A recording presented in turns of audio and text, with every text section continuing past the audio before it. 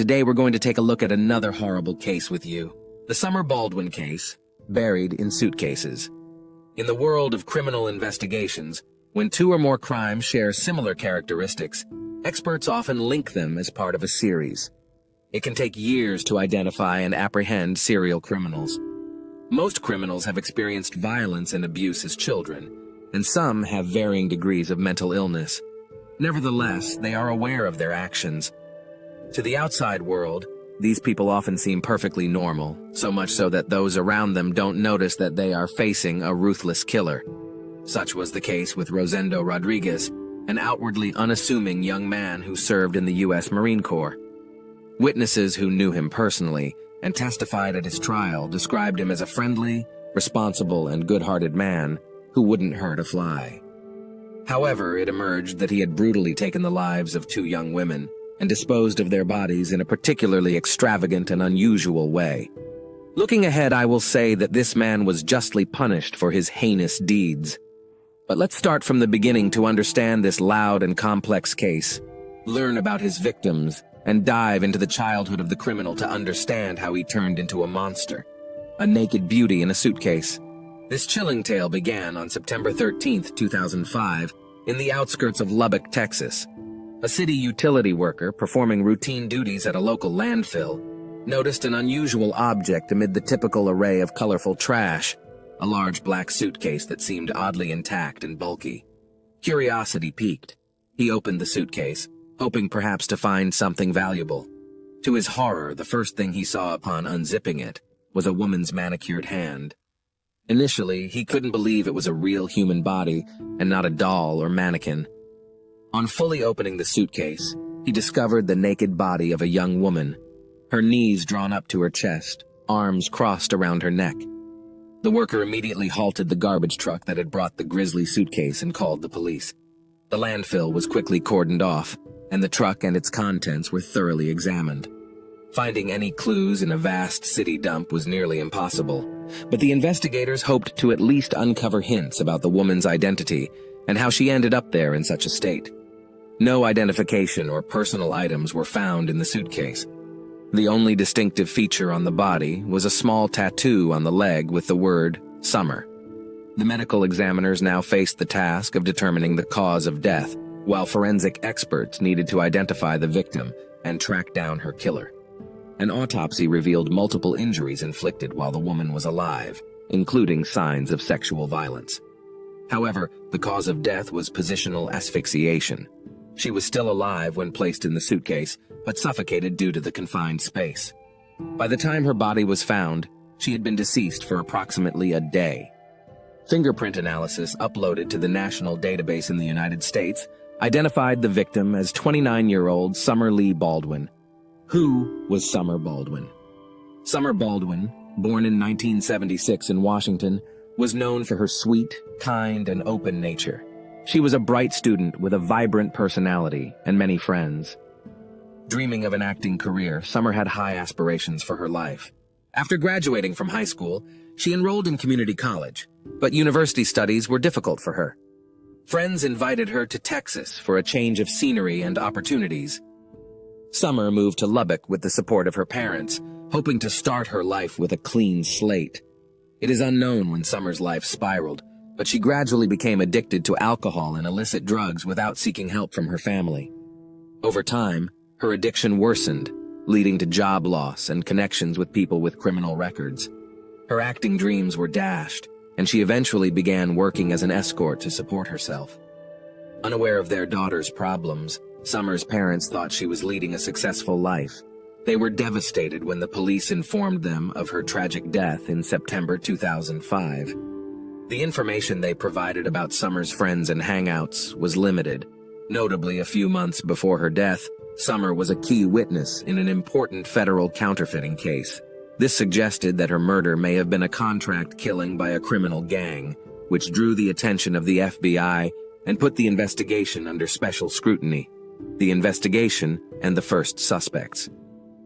The first person called in for questioning by the police was Rebecca, best friend of the deceased Summer Baldwin. Rebecca shed light on Summer's occupation and mentioned several of her boyfriends, one of whom behaved aggressively. often raised his hand to her and persistently stalked her after their breakup. That man became the first suspect in the case. Summer's ex-boyfriend was detained and brought to the station the same day, but he categorically denied his involvement in the case. Moreover, he seemed genuinely surprised and upset by the news of her death. He had a solid alibi. The night before the tragedy, he had been involved in a drunken brawl in a bar and spent the night in a cell with another troublemaker. As a result, the police had to release the first and only suspect at the time. Another friend and, so to speak, colleague of the deceased provided the investigation with much more important information. According to a woman named Marjorie, she saw Sammer the evening before the murder, and they even exchanged a few words. They met on September 11th in the parking lot of a convenience store. Marjorie recounted that a red van pulled up to the store, from which a young, fit man of Latino appearance got out and went inside, presumably to shop. In the meantime, Summer, seeing her friend, came out from the passenger side to greet her. She told Marjorie that he was her client, with whom she had been meeting for the second time in recent days. After the man came out of the store, he got behind the wheel, and Summer hurried back into the van. Marjorie then went about her business and didn't see which direction the van drove off, nor did she know where the couple planned to have their rendezvous. She added that she had never seen the man before and assumed he was not a local.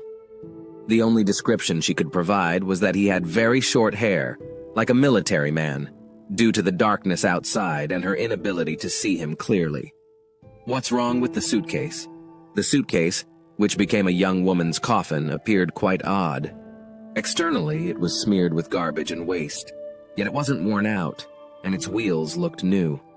Inside, all tags were in perfect condition, and the lining seemed as if the item was brand new. Moreover, even the plastic attachment for the price tag was intact, suggesting that the person who bought the suitcase hadn't removed it. It was established that suitcases of this brand were sold in dozens of stores throughout the city, but this particular large model was available only in 2 stores. Thanks to the perfectly preserved barcode, it was discovered that a pair of identical suitcases were sold the day before the grim discovery at a Walmart store in the same area of the city where the girl was last seen alive. The first purchase was made after noon, and the second around 2 in the morning, which was quite strange and suspicious. Police officers immediately went there and requested the store's surveillance camera footage. Upon reviewing the material, they found that the first suitcase was bought by an elderly couple. These people were not initially suspicious, but they were located, and they could present the suitcase and explained that they bought it for a vacation trip. The second suitcase, however, was bought by a young man of Latino appearance, athletic build, and with very short hair, like a military man's. Suspicions arose that this was the person mentioned by the witness who saw him in the company of the deceased girl in the parking lot of the supermarket. Moreover, the man also bought a pair of disposable gloves at the checkout. Further information was provided by the external surveillance cameras installed in the store's parking lot.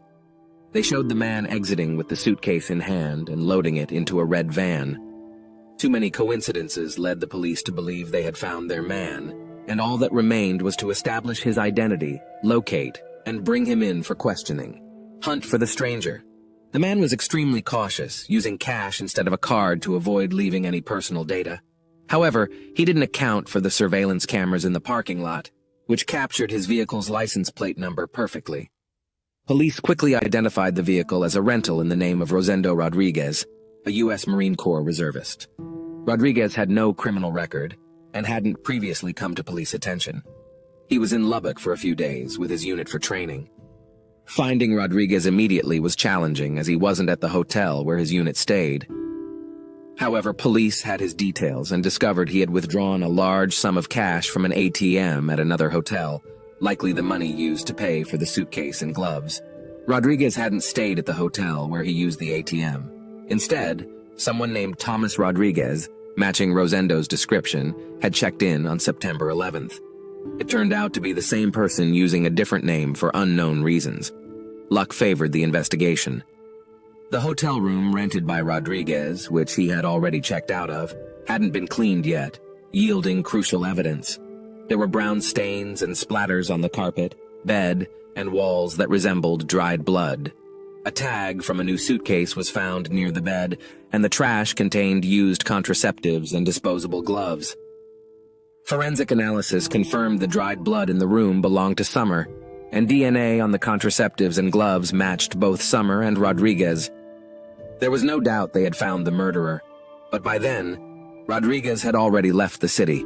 However, with all necessary information, tracking him down was straightforward. Rosendo Rodriguez III was born on March 26, 1980, in Wichita Falls, Texas, into a poor family of Mexican immigrants. Reports suggest that he experienced violence and harsh treatment in his early childhood. His father, described as domineering and aggressive, struggled with alcoholism and frequently abused his wife and children.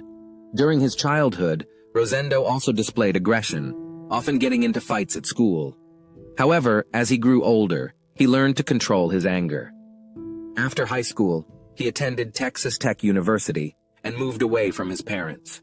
Living independently, he worked various jobs, including at a pizzeria, as a courier, and as an office clerk, before deciding to serve in the U.S. Marine Corps. Colleagues in the military described Rodriguez as quiet, balanced, disciplined, and responsible. He was seen as a good friend, always ready to help, well-educated, and physically attractive, making him popular with women. Rodriguez was arrested on September 15th at his home in San Antonio. When police arrived, he was calm and seemingly unaware of the gravity of the situation. During the search, a striped shirt and shorts were found, matching the outfit he wore when purchasing the suitcase caught on surveillance footage. Additionally, his laptop and mobile phone were seized. Interrogations and Rodriguez's version. For the first few weeks, Rosendo remained silent and denied involvement in Summer Baldwin's murder. However, the evidence against him was overwhelming, so following his attorney's advice, he started giving statements with his version of events, which differed significantly from the scenario built by the forensic experts. Rodriguez began by explaining that he had accidentally booked a hotel separate from his fellow servicemen. He knew only the name of the hotel chain they were supposed to stay at, chose a hotel randomly, and only after checking in did he realize the rest were at a different location. He chose not to relocate as the military leadership indicated it wasn't necessary. He failed to explain why he registered under a different name. On the morning of September 10th, Rodriguez rented a van for convenience around the city. That evening, he claimed to have met Summer Baldwin by chance. According to him, he saw a blonde woman sitting on a bench by the road, covering her face with her hands as if she was crying. Intrigued and concerned, he stopped to check if she was okay and needed help. They struck up a conversation. She calmed down, and then they went to his hotel room where they talked and drank a bit, but did not become intimate. The next morning, Rosendo drove her home, but they agreed to meet in the evening. He picked her up at the same place around 9 p.m. and went to a supermarket, where Summer saw her friend Marjorie.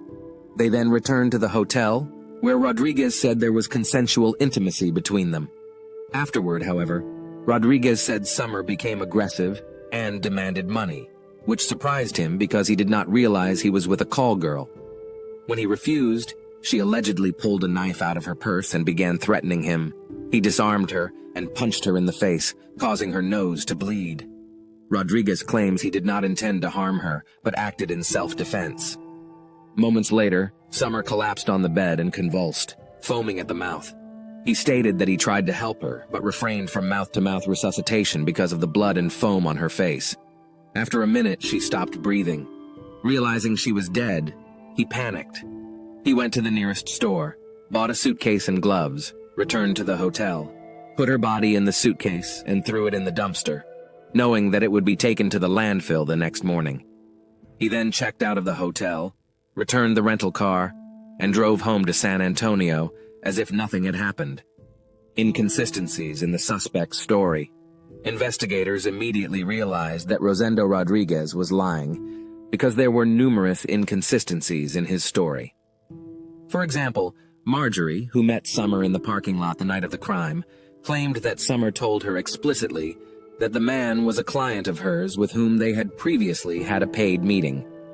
Rodriguez claims that everything between them was consensual, but evidence on Summer's body indicates that she was taken advantage of. It is likely that their first night was indeed consensual, which is why Summer agreed to meet him again. Moreover, Rodriguez claimed that he only hit Summer in the face once to calm her down, but she died of a seizure. However, an autopsy found about 30 fresh bruises on Baldwin's head and body on the night of the crime, and several stab wounds. In addition, she was alive when he packed her in the suitcase, contradicting his claim that she was already dead. Another girl in a suitcase. During an investigation at Rodriguez's residence, police seized his laptop computer.